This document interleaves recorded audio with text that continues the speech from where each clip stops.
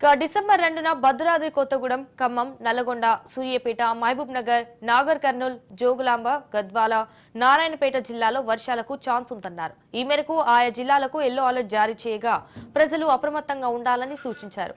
కాగా తుఫాను గాలుల ప్రభావంతో దక్షిణ తెలంగాణలో చలి తీవ్రత తగ్గింది.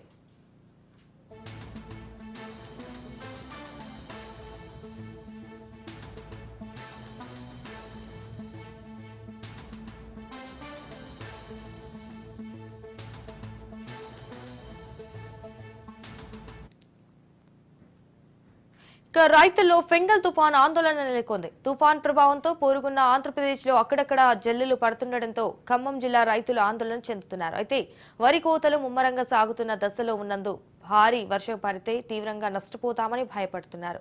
పొరుగు రాష్ట్రంలో ఫెంగల్ తుఫాను ప్రభావంతో ఆకాశం మేఘావృతమై జల్లులు పడటంతో రైతులు భయపడుతున్నారు. జిల్లాలో 2 రోజుల నుంచి తుఫాను ప్రభావంతో వాతావరణం బాగా చల్లబడింది. జిల్లాలో ఇప్పటికే 40% వరి కోతలు పూర్తయ్యాయి.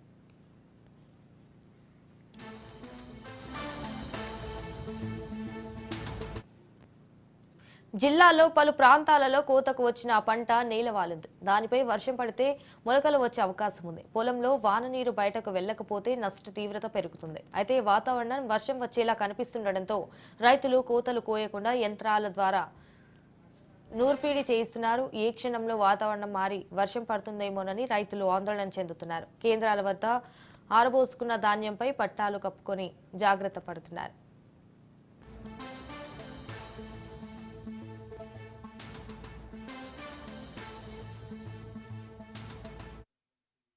వైరా మండలంలో వైరా ప్రాజెక్ట్ కింద వరి ధాన్యం పంటని ప్రధానమైన పంటగా రైతులు వేసుకున్నారు.